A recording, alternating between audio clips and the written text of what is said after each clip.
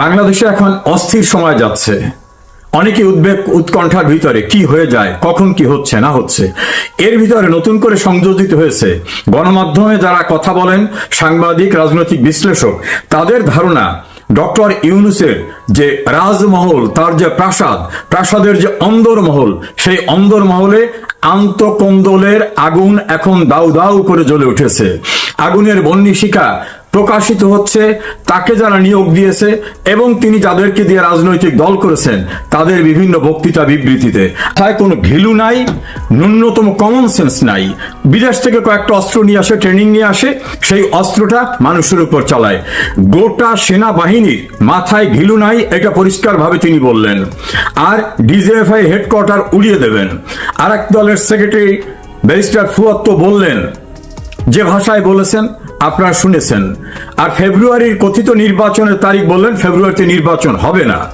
এবং তারা দুজনই, নাসিরউদ্দিন পাটোয়ারি এবং হাসনাত আব্দুল্লাহ, বললেন লন্ডনে গিয়ে ডক্টর ইউনূস সেজদা করেছেন, সেজদা করে সরকার বেচাকেনা করে দিয়ে আসছেন। এখন এই ইউনূসকে, এই ইউনূসের নিয়োগকর্তার তো এএনসিপি, এই ছাত্র আন্দোলনকারীরা। হঠাৎ কি হলো? একেবারেই সব রিভার্স হয়ে গেল। সম্পর্কের অবনতি এমন জায়গায় চলে গেছে যে এখন তাদের আর নাকি মুখ দেখা দেখি নাই। তাদের কথিত জুলাই ঘোষণায় নেতৃবৃন্দরা তারা কক্সবাজারে গিয়ে অবকাশ যাপনে চলে গেলেন। তাদের নাকি ভালো করে ইনভাইটও করা হয়নি। তারা এখন অভিযোগ করছেন যে আমরা করেছি আন্দোলন, ওই ঘোষণার মঞ্চে আমরা থাকবো, সেখানে কেন রাজনৈতিক দলের নেতৃবৃন্দ? এবং একটু সূত্র জানায় তাদের নাকি 2 থেকে 3 জনাকে মাত্র নিমন্ত্রণ পত্র দেওয়া হয়েছে। ওরা বলছে যে আমরাই তো সব, আমরা এখন 2টা নিমন্ত্রণ পত্র নিয়ে যাব, আমরা ওখানে গেলামই না। অবকাশ যাপনে কক্সবাজারে চলে গেছে। রাখি বন্ধন ছিন্ন হয়ে গেছে। এখন মহাবিরহ 2 পক্ষের মধ্যে। আলটিমেটলি কি হতে যাচ্ছে? ডক্টর ইউনূস সম্পর্কে এই তরুণ ছাত্ররা বা যারা নতুন উদ্যোক্তা, তাদের ধারণা ছিল না। একাধিক ব্যক্তি বাংলাদেশের গণমাধ্যমে বলছেন, যারা কেউ আমলিক করে না, যে ইউনূস নিজে লোভী, সে নিজেরটা ছাড়া কিছু বোঝে না। সাংবাদিক এম এ আজিজ, মঞ্জুরুল ইসলাম পান্না, মাসুদ কামাল, তৃতীয় মাত্রা জিল্লুর রহমান, আরো অনেকে পরিষ্কারভাবে বলছেন যে এই ব্যক্তি নিজেরটা ছাড়া কোনো কিছু বোঝেন নাই। কিভাবে? নিজের উপরে যে দুর্নীতির মামলা ছিল, মামলাগুলো প্রত্যাহার করে নিয়েছেন। 666 কোটি টাকা ট্যাক্স পাবে সরকার, সেই ট্যাক্স নিজে মওকুফ করেছেন। তার প্রতিষ্ঠান আগামীতে 5 বছর ট্যাক্স দেওয়া লাগবে না, সে ব্যবস্থা করে নিয়েছেন। নিজের গ্রামীণ বিশ্ববিদ্যালয় নিয়েছেন, ডিজিটাল ওয়ালেট নিয়েছেন এবং গ্রামীণ ব্যাংকের রাষ্ট্রের মালিকানার অংশটা কমিয়ে নিরঙ্কুশভাবে নিজের জায়গায় নিয়েছেন। আপন ভাতিজাকে ডেপুটি প্রেস সেক্রেটারি করেছেন। লামিয়া মোর্শেদ তার সঙ্গে কাজ করত, তাকে এনে সচিবের পদমর্যাদায় বসিয়েছেন। স্বাস্থ্য উপদেষ্টা করেছেন। আমেরিকার সঙ্গে সম্পৃক্ত উনি, আমেরিকার যারা বসবাস করে ওখানকার নাগরিক, তাদের ওখান থেকে অনেককে নিয়ে এসে বিভিন্ন দায়িত্ব দিয়ে বসিয়েছেন। এমনকি কনস্টিটিউশন পারমিট করে না এমন সকল জায়গায় তিনি বসিয়েছেন। নিজের সব কাজ সিদ্ধি হয়ে গেছে। এখন উনি ওনার নিয়োগকর্তা, যাদের নিয়ে গর্ব করে বলতেন আমি কতদিন থাকবো এটা আমার নিয়োগকর্তারা জানে, যারা আমাকে নিয়োগ দিয়েছে। এখন নিয়োগকর্তারা বলছেন উনি বেঈমান, উনি গাদ্দার, উনি মুনাফেক। এই 3টি শব্দ তারা বিভিন্ন বক্তৃতায় ব্যবহার করছেন। আমি সময়ের সংক্ষিপ্ততার জন্য সেই ভিডিওগুলো শোনালাম না। তারা বলছেন যে এই ইউনূস গাদ্দার, এ বেঈমান, এ বিশ্বাসঘাতক। এই কথাগুলো শেখ হাসিনা অনেক আগে বলেছিল যে এ লোভী, এ নিজেরটা ছাড়া কিছু বোঝে নাই। তখন এরা মনে করছে সপ্ত আসমান থেকে নেমে আসছে, অন্য গ্রহ থেকে নেমে আসছে এই ডক্টর মোহাম্মদ ইউনূস। কি সুন্দর হাসে, কথা বলে, কি সুন্দর অর্ডিনারি পোশাক পরে, কি নির্মোহ। এখন বোঝা গেছে নির্মোহ কি। আন্তঃকন্দল এমন জায়গায় গেছে যে ইউনূসের একজন অ্যাডভাইজার সৈয়দ রেজওয়ানা, তিনি বলছেন যে এনসিপি কি বললো না বলতে কিছু যায় আসে না, ইলেকশন হবে। 1 সপ্তাহ আগেও কি এনসিপি সম্পর্কে এই ভাষায় কথা বলা যেত? ইউনূসের প্রেস সেক্রেটারি তিনি বলছেন যে নির্বাচন হবেই। এই ঔদ্ধত্য কি দেখাতে পারত কদিন আগেও? নিয়োগকর্তাদের ইচ্ছার বিরুদ্ধে কথা বলছে। অন্যদিকে এই নিয়োগকর্তাদের কেউ কেউ কি জঘন্য ভাষায় বিএনপির ভারপ্রাপ্ত চেয়ারম্যান তারেক রহমানের নামের সঙ্গে একটা ফিমেল জেন্ডার যুক্ত করে জঘন্য ভাষায় গালিগালাজ করছেন, এমনকি বেগম খালেদা জিয়ার সম্পর্কে। এমনকি মিছিল দিয়ে বলছেন চাঁদা আদায় হয় পল্টনে, চলে যায় লন্ডনে। আর ডক্টর জনাব তারেক রহমানের নামের পিছনে খুবই আপত্তিকর একটা শব্দ ব্যবহার করে স্লোগান দিয়েছেন। বলেছেন সারা বাংলাদেশ তারা দখল করতেছে, গরুরহাট, বাস স্ট্যান্ড, টেম্পো স্ট্যান্ড, এ দখলবাজ, এদের ক্ষমতা আসতে দেওয়া হবে না। এমনকি মিটফোর্ডে পাথর দিয়ে একজনকে নির্মমভাবে চাঁদা না দেওয়ার দায়ে মেরে ফেলার ঘটনা উল্লেখ করে তারা বলছেন যে আমরা এক পক্ষকে তাড়িয়েছি আর একজনকে ক্ষমতা আনার জন্য না। যে ভাষায় ঢাকা ইউনিভার্সিটিতে ফিমেল একটা মেল অর্গান উল্লেখ করে যে স্লোগান বিএনপির বিরুদ্ধে দিয়েছে, আমার মনে হয় না বাংলাদেশের ইতিহাসে কখনো এমন শব্দ দিয়ে কোন স্লোগান হয়েছে। একই ভাষায় জামাত ইসলামী ও বিএনপিকে গালিগালাজ করেছে অশ্লীল অশ্রাব্য ভাষায়, এবং বলা হয়েছে সারা দেশ লুটপাট করছে যারা, তারা ক্ষমতায় আসবে এটা যেন তারা না ভাবে।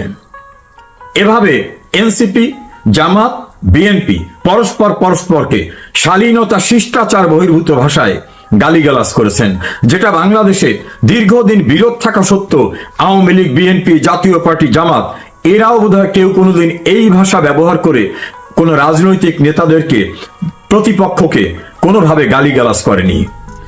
আর সারা দেশে যাতে বিএনপির ইমেজ সংকট চরম হয় সেজন্য জামাত ইসলামী মোটামুটি বিএনপিকে চাঁদাবাজের দল, রাজারঘাট দখল করা, বাড়ি দখল করা, মাছের গেট দখল করা, টেম্পো স্ট্যান্ড দখল করা, এই দখলবাজ হিসাবে মোটামুটি তাদেরকে বিভিন্ন জায়গায় জেনারেলাইজ করে ফেলছে। আবার বিএনপি বিষয় বলছেন যারা ৭১ অপরাধ করেছে, যুদ্ধ অপরাধী, যারা ৭১ বাংলাদেশ চায় নাই, তারাই দেশে ক্ষমতা আসতে পারবে না। আর মধ্যবর্তী থেকে এই এনসিপি দুই গ্রুপকে নানা কথা বলছেন। এনসিপির মাহফুজ আলম, যাকে সক্রেটিস বলা হয়, তিনি তো বলছেন যে ৭১ সালের দায় যাদের কাঁধে রয়েছে তারা নতুন করে কোনো কিছু চিন্তা করতে পারবে না। আবার জামাতের নায়েবে আমির ডক্টর মোহাম্মদ আব্দুল্লাহ তাহের, তিনি বিএনপির এক নেতাকে পরিষ্কারভাবে বলছেন যে এনসিপির প্রধান যিনি, ও তো আমাদের তৈরি, আমরা ওকে গ্রোন আপ করেছি। নাহিদ ইসলামের কথা বলেছেন, তাহলে এনসিপি তাদের তৈরি। আবার তিনি বিবিসির সঙ্গে ইন্টারভিউ দিয়ে বলছেন এই আন্দোলন আমরাই করেছি, নেপথ্যে আমরা ছিলাম, কিন্তু আমাদের নাম বাইরে আসলে সমস্যা হবে, এই জন্য আমরা বেনামিতে অন্যদের দিয়ে, কেউ ছাত্রলীগের আশ্রয়, কেউ নূরের ছাত্র সংগঠনের আশ্রয়, বিভিন্ন ভাগের থেকে আমরা কাজ করেছি। এটা বিবিসির কাছে তিনি বলছেন। ওই সময় কিন্তু শেখ হাসিনা বলছিলেন এটা কোঠার আন্দোলন না, আসল আন্দোলন ক্ষমতা দখল করা, এবং এর নেপথ্যে জামাত, শিবির, বিএনপি। এখন কিন্তু তারা নিজেরা স্বীকার করতেছেন। একইভাবে এনসিপির আব্দুল হান্নান মাসুদ, আসিফ মাহমুদ, সজীব ভুইয়া, নাহিদ ইসলাম, তারা প্রকাশ্যে বলছেন আমাদের টার্গেট ছিল সরকার উচ্ছেদের ৫ তারিখ যদি সরকার পড়ে না যেত আমরা অস্ত্র তুলে নিতাম। তাহলে তাদের আসল টার্গেট ছিল সরকার পতনের আন্দোলন, এবং তাদের সেই অস্ত্র ছিল, অস্ত্র তুলে নিতাম বললে তাদের হাতে তো নিশ্চয় অস্ত্র ছিল না, তুলতো কোন জায়গা থেকে? এভাবেই তারা স্বীকার করতেছে সবখানে যে আমরা যদি মেট্রো রেলে আগুন না দিতাম, পদ্মা সেতুতে আগুন না দিতাম, আমরা যদি পুলিশ মেরে না ফেলতাম, তাহলে কি আন্দোলন গতি পেত? এসব হতো? তাহলে মানুষ মারা, পুলিশ মারা, দেশের ভিতর নৈরাজ্য সৃষ্টি করা, ভাঙচুর করা, ক্ষমতা দখলের জন্য অস্ত্রের প্রস্তুতি নেওয়া। এবং আসিফ মাহমুদ, সজীব ভুইয়া একথা বলছেন যে নাহিদ ভাই ভিডিওতে বার্তা তৈরি করে রেখেছিল যে আমরা অস্ত্র তুলে নেব যখন, তখন এই ভিডিও বার্তা চতুর্দিকে ছড়িয়ে যাবে। তাহলে শেখ হাসিনা যেগুলো বলেছিলেন সেইগুলো এখন তারা স্বীকার করতেছে। আর ডক্টর ইউনূস এইটার সঙ্গে যে জড়িত, এটা শেখ হাসিনা বারবার বললেও অনেকে তখন বলছেন না, ক্ষমতায় থাকার জন্য অহেতুকভাবে ইউনূসকে অভিযুক্ত করছেন। ক্লিনটন ফাউন্ডেশনে গিয়ে ডক্টর মোহাম্মদ ইউনূস সেখানে সাবেক মার্কিন প্রেসিডেন্ট বিল ক্লিনটনের সামনে বলছেন নাথিং ওয়াজ হ্যাপেন্ড সাডেনলি, ইট ওয়াজ মেটিকুলাসলি ডিজাইনড, অর্থাৎ সুপরিকল্পিতভাবে এগুলো ঘটানো হয়েছে। আবার ইউনূসের যে সিপাহসালাররা, তারা প্রকাশ্যে বলছেন আমরা মেসে থাকতাম, বিভিন্ন জায়গা থাকতাম, আমার দীর্ঘদিন যাবত এই পরিকল্পনা করতেছি। অর্থাৎ এই কোটা বিরোধী আন্দোলন একটা ইস্যু ছিল, এবং এটা সরকার মেনে নিলে বিকল্প কি করা যেত সেটাও তাদের মাথার ভিতরে ছিল। এইরকম ভাবে একটি গণতান্ত্রিক সরকারকে উচ্ছেদের জন্য যে মেটিকুলাস ডিজাইন, যেটা শেখ হাসিনা বলতেন, ইউনূস সেটাকে এডমিট করেছেন। এই প্রক্রিয়ার ভিতর থেকে যারা কাজ করেছেন, এখন তাদের স্বার্থের সংঘাত। নতুন নতুন বাচ্চা ছেলেরা উপদেষ্টা হয়েছে, অর্থকড়ি স্বাদ পেয়েছে, কেউ তার নিজের এলাকায় বাবাকে দিয়ে সন্ত্রাস, নাহিদ ইসলাম তার বাবাকে দিয়ে অফিস খোলা, কেউ বলছেন মাহফুজের টাকা অস্ট্রেলিয়ায় চলে যাচ্ছে, আসিফ নজরুল সম্পর্কে অনলাইন অ্যাক্টিভিস্ট ইলিয়াস সাহেব বলছেন শত কোটি টাকা তিনি আমেরিকায় নিয়েছেন, তিনি চ্যালেঞ্জ করে বলছেন যে কোথায় কিভাবে টাকা নেওয়া হয়েছে সব আমি জানি। এরকম ভাবে থলের বিড়াল সব বেরিয়ে আসা শুরু হয়েছে, অথচ এরা সবাই কিন্তু এক কাতারে ছিল। গতকাল একজন প্রভাবশালী অনলাইন অ্যাক্টিভিস্ট ফ্রান্স থেকে বলেছেন সার্ভে যে রিপোর্ট আসছে এতে বিএনপি, জামাত, এনসিপি কারোই ক্ষমতা আসার মতো অবস্থা নাই, নতুন কাউকে নিয়ে আসতে হবে। তিনি তার অ্যাসেসমেন্টে বুঝেছেন যে এদের কারো এখন ইমেজ ভালো না। ভেরি রিসেন্টলি যে সার্ভে হয়েছে সেই সার্ভেতে, এর পূর্বে যে সার্ভে একই প্রতিষ্ঠান করেছিল তার থেকে অবনতি হয়েছে বিএনপি, জামাত এবং এনসিপির। এনসিপি একটু বেড়েছে, বিএনপি জামাতের অবস্থা খুবই নিচে নেমে আসছে। অর্থাৎ এই দুই সংগঠনের যে প্রচন্ড ভাবে ইমেজ সংকট, মানুষ তাদের কাছ থেকে মুখ ফিরিয়ে নিচ্ছে, মানুষের প্রত্যাশা পূরণ হবে না এদের দ্বারা, এটা মানুষ বুঝেছে। সারা দেশে চাঁদাবাজি, সন্ত্রাস এক প্রকার করছেন বিএনপি, আর জামাত করেছেন বিভিন্ন প্রতিষ্ঠান দখল করা, বিশ্ববিদ্যালয়ের ভিসি থেকে শুরু করে বিভিন্ন জায়গায়। ফলে দখলের যে একটা কম্পিটিশন হয়েছে, আর ইউনুসের পার্টির যারা তারা করছেন টাকা দেওয়া খোল, তার টাকা নেওয়াটা। তিন প্রকারে তিন প্রতিষ্ঠানের লোকরা সারা বাংলাদেশে যে নৈরাজ্য, সন্ত্রাস, মবের সংস্কৃতি, বিচার বিভাগ দখল করা, প্রশাসন দখল করা, আইন শৃঙ্খলা পরিস্থিতি একেবারে ধ্বংস করে দেওয়া, প্রশাসনে তাদের ইচ্ছা অনুযায়ী সবকিছু হতে হবে এই ব্যবস্থা করা, এর ফলে মানুষ বুঝতে পেরেছে যে এদের দিয়ে বাংলাদেশে কিছুই হবে না। এই যে ইউনুসের অন্দরমহল যারা মিলে ইউনুসকে নিয়ে আসলো, শেখ হাসিনাকে ক্ষমতার থেকে সরিয়ে দিল, আজকে স্বার্থের সংঘাতে বিএনপি চায় দ্রুত ক্ষমতায় যেতে, তাতে যে সমঝোতা করতে হয় সেই সমঝোতা করে। এনসিপি মনে করে আমরা কেবল দল করলাম, এখন আমাদের কেউ চেনে না, গ্রামগঞ্জে যেতে হবে, পুলিশ, আর্মি, বিজিবি, র্যাব নিয়ে যাওয়ার পরে গোপালগঞ্জ সহ কক্সেস বাজার, চিটাগাং, ময়মনসিংহ, গাজীপুরে বিভিন্ন জায়গায় বাধার সম্মুখীন হচ্ছে। তারা একটু দাঁড়াবার পরে অতীতে সামরিক শাসকরা যেরকম ভাবে দল করছিল, এরশাদ, জিয়াউর রহমান, ওভাবে তারা হৃষ্টপুষ্ট হয়ে তারপরে তারা দল করবে, এরপর ইলেকশন করবে।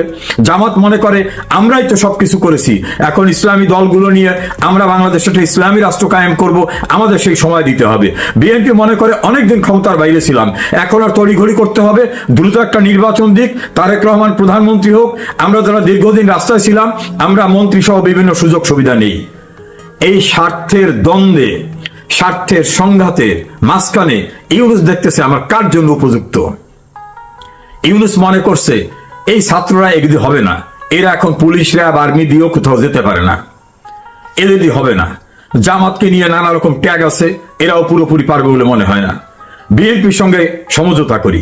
বিএনপিও তা মনে করছে যে উনি বিদেশের সঙ্গে যদি কোনো চুক্তি করে থাকে, বাংলাদেশে বিদেশিদের বেস করতে দেবেন, সেন্ট মার্টিন ছেড়ে দেবেন, উনি আমাদের পোর্ট দখল করে নিয়ে যাবেন বিদেশিদের হাতে দিয়ে, উনি নিজের যে সুযোগ সুবিধা সেগুলো নেবেন, উনি যা নেয় নিক, আমাদের দ্রুত ক্ষমতায় যেতে হবে। আর ইউনুস মনে করছে আমার যা হবার হয়ে গেছে, কাজী এখন আর পিছনে তাকাবার দরকার নাই। যার শক্তি ইউনুসের দৃষ্টিতে বেশি, ইউনুস তার সঙ্গে সমঝোতা করেছেন। নাসির উদ্দিন পাটোয়ারি এবং হাসনাত আব্দুল্লাহর ভাষায় লন্ডনে এসে সেজদা করে সরকার বেঁচে দিয়ে গেছেন। অবশ্য দেশের আরেকটি মহল বলছে না, উনি তো দেশটাই বেঁচে দিয়েছেন। আনডিসক্লোজড যে চুক্তি উনার হয়েছে বড় একটি দেশের সঙ্গে, সেই চুক্তির মধ্যে উনি সবকিছু দিয়ে দিয়েছেন। তারেক রহমান এসে দেখবে অনেক কিছুই নাই, সিংহাসন থাকলেও সিংহাসনের আশপাশে পাইক প্রজার কেউ নাই। এভাবেই কিন্তু ইউনুসের অন্দর মহলে চলছে এটা। আবার কেউ কেউ বলছে না, এগুলো সাজানো নাটক, ইউনুস নির্বাচন দেবে না। এই এনসিপি জামাতকে দিয়ে বলবে এখনই নির্বাচনে পরিবেশ না, একটা হই হুল্লোড় করে একটা পরিবেশ নষ্ট করবে, তখন বলবে আমি তো দিতে চেয়েছিলাম, এই অস্থির অবস্থায় কিভাবে আমি ইলেকশনটা দেবো। ফলে এভাবে তিনি আরো কিছুদিন ক্ষমতায় থেকে তার যে দেশের এবং দেশের বাইরের যে প্রভু, তাদের যে প্রত্যাশা আছে, সে চাওয়া পাওয়া আছে, সেগুলোকে ফয়সালা করে দিয়ে নিজের এক্সিটটা কেমন দরকার হয় সেটাও নিবেন। আবার এনসিপির লোকজনে বলতেছেন রাষ্ট্রদ্রোহিতার দায়ে আমাদের মৃত্যুদণ্ড হবে, আমাদের লিগ্যাল প্রোটেকশনের ব্যবস্থা না করে উনি কোথায় যাবেন, ওনাকে আমরা যেতেই দেব না। এখন এই যে ছেলেরা যারা শেখ হাসিনার বিরুদ্ধে রাষ্ট্রদ্রোহিতা, সন্ত্রাস, নৈরাজ্য করেছে, সংবিধান ভঙ্গ করেছে, তারা এখন আতঙ্কিত। সংবিধান লঙ্ঘনের দায়ে আমাদের তো মৃত্যুদণ্ডের মুখোমুখি হতে পারে। এজন্য তারা বক্তৃতায় বিবৃতিতে বলতেছে আমাদের লিগ্যাল প্রোটেকশন না দিয়ে কোথায় যাবে, ওনারা যেতে দেবো না। আবার আব্দুল হান্নান মাসুদ তো বলছেন যে প্রয়োজন ওনার বিরুদ্ধে রাস্তায় নামবো। উনি কি মনে করেছেন? এই আন্তঃকোন্দলের মধ্য থেকে উদ্বেগ উৎকণ্ঠার বাংলাদেশ অর্থনীতিতে, উন্নয়নে, সব কিছুতে, আইন শৃঙ্খলায়, বিচার ব্যবস্থায় ধ্বংসের চূড়ান্ত পর্যায়ে চলে গেছে। দেবপ্রিয় ভট্টাচার্যের ভাষায় বিশ্বব্যাংক বলছে 28 লক্ষ মানুষ বেকার হয়েছে, 149টা ইন্ডাস্ট্রি বন্ধ হয়ে গেছে। জিডিপির হার ছিল শেখ হাসিনার আমলে 7 পয়েন্ট প্লাস, সেটা এখন বিশ্বব্যাংকের ধারণা 3-এ নেমে আসবে। বাংলাদেশটাকে 12টা বাজিয়ে দিয়েছেন। ইউনূসের রাজমহলের, অন্দরমহলের আগুন বোধ হয় বাংলাদেশকে আরো ভয়ঙ্কর পরিস্থিতির দিকে নিয়ে যাচ্ছে। কি হতে যাচ্ছে আমরা অপেক্ষা করি। তবে সুখকর কিছুই যে ইউনূস এবং তার পারিষদবর্গের কাছ থেকে কিছু পাওয়া যাবে না। মানুষ যখন সবাই বলতেছে যে এর চেয়ে শেখ হাসিনা ভালো ছিল, সেই জায়গাটা এখন যুক্তিগ্রাহ্যভাবে সবাই গ্রহণ করছে। কিন্তু দেশটাকে কতটা ধ্বংসের ভিতরে চূড়ান্ত পর্যায়ে নিয়ে ইউনূস পরিত্রাণ দেবেন, অথবা অনাকাঙ্ক্ষিত কি ঘটনা ঘটে যায়, সেটাই এখন দেখার অপেক্ষায় থাকতে হবে আমাদের। তখন প্রধানমন্ত্রী শেখ হাসিনা যখন 2024 সালের নির্বাচন করলেন, তার মানে দীর্ঘদিন দেখতে দেখতে মানুষের মধ্যে একটা নতুন মুখের স্বপ্ন ছিল, যার কারণে নির্বাচনের মাধ্যমে একটি সরকার পরিবর্তন হোক, এই আকাঙ্ক্ষা থেকে একটা জনরোষ হয় এবং আমেরিকা সেটাতে গিয়ে ডালে। সেখানে সাম্প্রদায়িক শক্তি, বাংলাদেশে আপনারা জানেন 2024 সাল নয় 2013 সালেও এই হেফাজত কিন্তু ঢাকা শহরকে ম্যাসাকার করে ফেলেছিল। কি জন্য? তাদের মৌলবাদী চিন্তা চেতনাকে বাস্তবায়ন করার জন্য আহমেদ শফীর নেতৃত্বে সেটাকে শেখ হাসিনা দমন করেছিল। এরপর যেটা হলো যে প্রধানমন্ত্রী শেখ হাসিনা চলে যাওয়ার পর ডক্টর ইউনূস ক্ষমতা গ্রহণ করলেন। প্যারিসের হসপিটাল থেকে এসে তিনি সরাসরি ক্ষমতা দখল করলেন। তার ক্ষমতা দখলের পর বাংলাদেশের এখন কি অবস্থা? বাংলাদেশ কি সভ্য রাষ্ট্রের দিকে যাচ্ছে নাকি বর্বর অসভ্য রাষ্ট্রের দিকে চলে যাচ্ছে? বাংলাদেশে কি আইনের শাসন প্রতিষ্ঠা হচ্ছে নাকি মাৎস্যর ন্যায় প্রতিষ্ঠা হচ্ছে? মাৎস্যর ন্যায় বলতে যে গোলা পানিতে মানে বড় মাছ ছোট মাছকে খেয়ে ফেলবে, এটাই নিয়ম। বাংলায় বলে জোর যার মুল্লুক তার, ইংলিশে বলে মাইট ইজ রাইট, অর্থাৎ ক্ষমতা থাকলেই আপনি যা ইচ্ছা তাই করতে পারবেন। আইন, বিচার, শাসন এখানে কোনো ইস্যু না। আপনারা একটা জিনিস খেয়াল করে দেখেন, সুপ্রিম কোর্ট একটি রায় দিল, হাইকোর্ট রায়টি দিল যে ঢাকা দক্ষিণের মেয়র হবে ইশাক আহমেদ। সে রায়টি পরবর্তীতে সুপ্রিম কোর্টে গেল। তারা সুপ্রিম কোর্ট যাওয়ার পরও সে রায়টি বহাল রইল এবং প্রজ্ঞাপন জারি হয়ে গেল, কিন্তু সরকার সেটিকে বাস্তবায়ন করতে দিলেন না। আবার একই রকম ভাবে হাইকোর্টের ঘোষণার পর চট্টগ্রামের মেয়র কিন্তু হয়ে গেলেন ডক্টর শাহাদাত। খেয়াল করে দেখেন যে আইনের মধ্যে তো একটা কনসিস্টেন্সি থাকবে, এই কনসিস্টেন্সিটা নেই। চিটাগংয়ে মেয়র হলো, ঢাকাতে মেয়র হলো না। তারপরে আসেন রুল অফ ল কি বলে। বাংলাদেশে একটি প্যানাল কোড আছে, লাল রঙের, দেখেন বেশ বড় একটা বই। বাংলা যেটাকে বলে দণ্ডবিধি, অর্থাৎ কি করলে অপরাধ এবং সেটার কি শাস্তি, এই দুইটা জিনিস বাংলাদেশের প্যানাল কোডে বর্ণনা থাকে। শুধু বাংলাদেশ না, পৃথিবীর সমস্ত দেশে একটি প্যানাল কোড থাকে, নাম ভিন্ন হতে পারে। সেটার মধ্যে দুইটা জিনিস মূলত থাকে, একটা মানে কি করলে সেটা অপরাধ হবে এবং সেই অপরাধের জন্য বিচার কি হবে। আর প্রসিডিউরাল লটা আলাদা, এটা সাবস্টেন্টিভ ল। এই ল এর মূল ভিত্তি হচ্ছে মানুষের অপরাধ এবং অপরাধের শাস্তি। তো বাংলাদেশে প্যানাল কোডটি ব্রিটিশ আমল থেকে আজকে পর্যন্ত একই জায়গায় আছে, মাঝে মাঝে একটু অ্যামেন্ডমেন্ট আসছে। সেখানে কি করলে অপরাধ সুনির্দিষ্টভাবে বলা আছে। আপনি যদি রাস্তায় কোনো একটি মানুষকে চড় মারেন, সেটি অপরাধ, এবং অ্যাসল্ট এটা শাস্তিযোগ্য অপরাধ। আপনি যদি কোনো এই প্রাণঘাতী অস্ত্র দিয়ে অথবা ছুরি দিয়ে অথবা লাঠি দিয়ে সজোরে কাউকে আঘাত করেন, যেটা দিয়ে মানুষের মাথা পেটে বা শরীর বিকলাঙ্গ হয়ে যেতে পারে, তাইলে কিন্তু আপনার গ্রেভিয়াস বডিলি হার্মের জন্য আপনার কিন্তু 10 বছর থেকে যাবজ্জীবন পর্যন্ত শাস্তি হতে পারে। তাহলে এইরকম অপরাধের এটা ক্রিমিনাল অফেন্স, সুনির্দিষ্টভাবে ক্রিমিনাল অফেন্স। এখন বাংলাদেশে যখন শেখ হাসিনার সরকার চলে যায়, যে সরকারটি এসছে, এই সরকারের মূল কথা কি? যে একটা সুশাসন চাই, গণতন্ত্র চাই এবং রুল অফ ল চাই। আপনারা জানেন, আমি বহু বক্তৃতায়, আমার বহু আলোচনায়, টেলিভিশন শোতে আমি বলেছি যে rule of law is the basis of civilization, অর্থাৎ সভ্যতার ভিত্তি হচ্ছে আইনের শাসন। কোনো একটি সমাজ, কোনো একটি রাষ্ট্র সভ্য কি অসভ্য আপনি সেটা কিভাবে দেখবেন? সেই দেশে আইনের শাসন আছে কিনা নাই। যদি কোনো একটা দেশে আইনের শাসন থাকে, যিনি শাসন করুক, সেটি রাষ্ট্রতন্ত্র হোক, সমাজতন্ত্র হোক, গণতন্ত্র হোক, আর আপনারা স্বৈরতন্ত্র বলেন, যেই তন্ত্রই বলেন, যদি সেখানে রুল অফ ল থাকে, আইনের শাসন থাকে, অর্থাৎ আইন যেটা আছে সেই আইন মতো যদি রাষ্ট্র পরিচালিত হয় এবং চলে, তাহলে সেটাকে সভ্য সমাজ বলে আপনি ধরতে পারেন। আর যদি রুল অফ ল যদি না থাকে, অর্থাৎ পেনাল কোডে যেটাকে আপনি বলছেন যে অপরাধ এবং সেটার জন্য শাস্তি নির্ধারিত আছে এবং সেটা করলে অপরাধ হিসেবে বিচার হবে, সেটার বিচার যদি দেশে না হয় সুষ্ঠুভাবে, তাহলে আপনি বুঝবেন আপনি একটা বর্বর সমাজে বসবাস করছেন। বাংলাদেশে বর্তমানে যে সরকারটি আছে, এটি একটি বর্বর সমাজ, এটা একটা হায়নাদের সমাজ, এটা অমানুষদের সমাজ। কেন বলছি আপনি দেখেন, এই যে সাম্প্রতিক সময়ে আপনারা দেখলেন যে ঢাকা শহরে বঙ্গবন্ধুর বাড়িটি ভাঙা হয়েছে। ভাঙার পর 15ই আগস্ট বঙ্গবন্ধুর মৃত্যু দিবস, যে দিবসে মানে হত্যাকারীরা সপরিবারে তাকে এই বাড়িতে হত্যা করেছিল, যেটার বিচারও হয়েছে। সেই বাড়িতে একজন রিকশাওয়ালা ঢুকবে, তিনি ফুল দেবে, তিনি বাড়িতে ঢুকবে না, বাড়ির সীমানা প্রাচীরের কাছে 400 টাকা দিয়ে কিনে নেওয়া এক বস্ত ফুল তিনি দিয়ে আসবেন, তার ভালোবাসার অর্ঘ্য, তার শ্রদ্ধা নিবেদন করবেন। পুলিশ তাকে থামাতে পারে, পুলিশ তাকে অ্যারেস্ট করতে পারে, বিকজ রাষ্ট্রের আইন তাকে সেই ক্ষমতা দিয়েছে এবং সেটা করা পুলিশের দায়িত্বের মধ্যে পড়ে।